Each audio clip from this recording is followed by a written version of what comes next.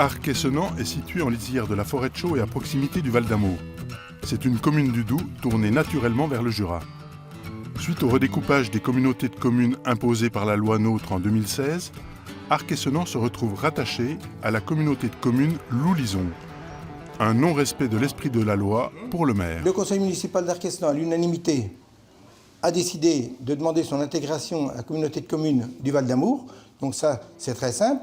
Le bassin de vie d'Arc-et-Senans, qui est le bourg-centre de 7 ou 8 communes qui représentent 3000 habitants à la fois à cheval sur les départements du Doubs et du Jura, donc n'est pas prise en compte. Et la cohérence géographique entre la communauté de communes du Val d'Amour, dont le siège est à Chamblay, à 8 km d'Arc-et-Senans, et le siège de la communauté de communes Loulisons, qui se trouve à Ornans, à 50 km d'Arc-et-Senans. Mécontentement également pour Berthelange, près de Saint-Vite. La commune se retrouve dans le Val marnésien en Haute-Saône. Avant la loi NOTRe, Berthelange était rattaché au Val Saint-Vitois et souhaite conserver ses racines. Nous avons effectué un sondage, nous avons distribué des questionnaires dans toutes les boîtes aux lettres. Plus de 65% de réponses, 90% étaient le bassin de vie, d'emploi, de loisirs, la médecine, la santé, tout c'est Besançon, Saint-Vite.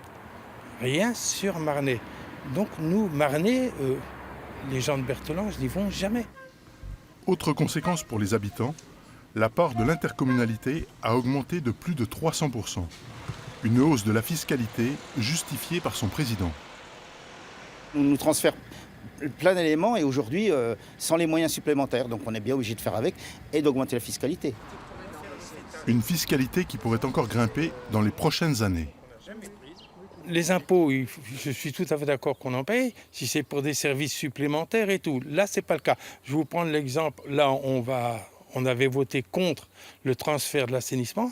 Pourquoi ? Parce que nous, notre assainissement fonctionne et ça va augmenter de 100% sur 10 ans la fiscalité de nos habitants, alors qu'on n'aura rien de plus. Les deux communes ont déposé une requête auprès du tribunal administratif pour intégrer la communauté de communes de leur choix. Déboutées en première instance, elles font appel et espèrent obtenir une organisation de leur territoire plus cohérente.